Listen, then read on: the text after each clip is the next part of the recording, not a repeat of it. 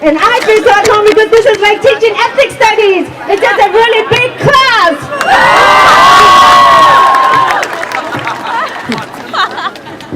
She's adorable. Let me share some stories with you. Can you hear me? Yeah. So I came to the United States when I was 12 years old from Vietnam.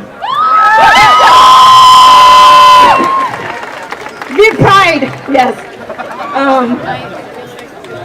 And the America that met me was not what I thought it was going to be. They call us ghetto, but we were not, right? Someone said this the other day. I came from a community that was primarily Black and Latino. And that's where I got my education. And that was my Asian American experience with Black and brown folks.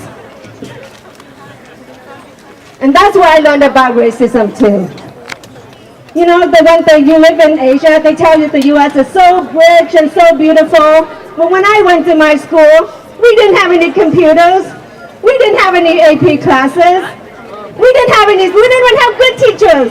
Sometimes they didn't even show up. You know?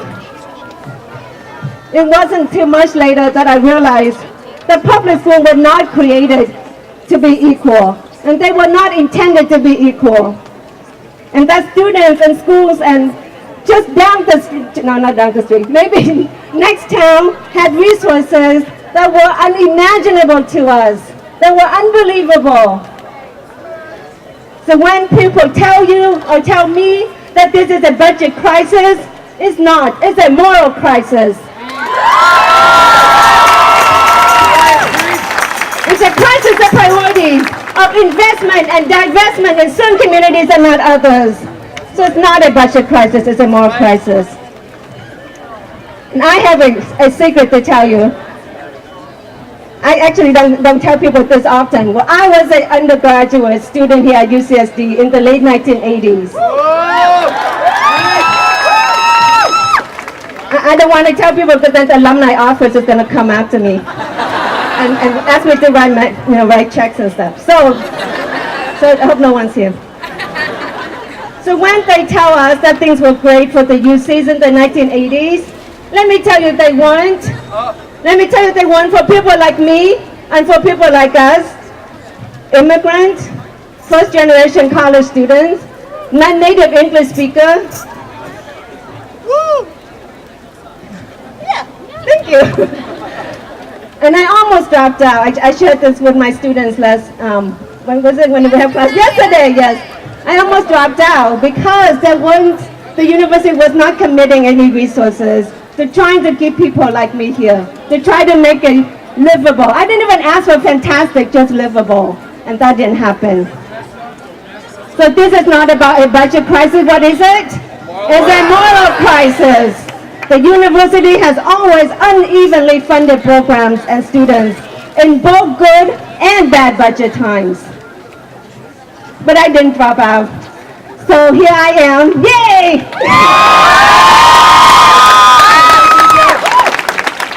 But this isn't a story about triumph because that's how they would tell it. It's not.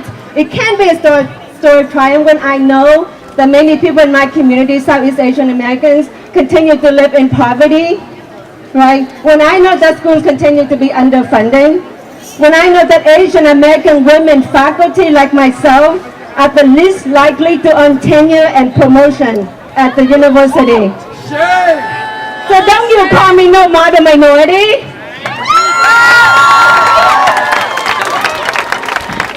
Because I see these contradictions, I know that what we experience is not a budget crisis, it's a moral crisis.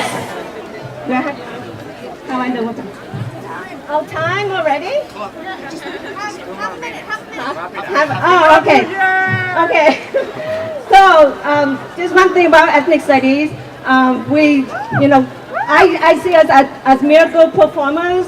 Every day we do the work that the university doesn't do. So many of you here I know would not have been here without ethnic studies. And I call us miracle workers because these miracles happen without any help from the university. So again, it's not a budget crisis, it's a moral crisis. Let's take back our university.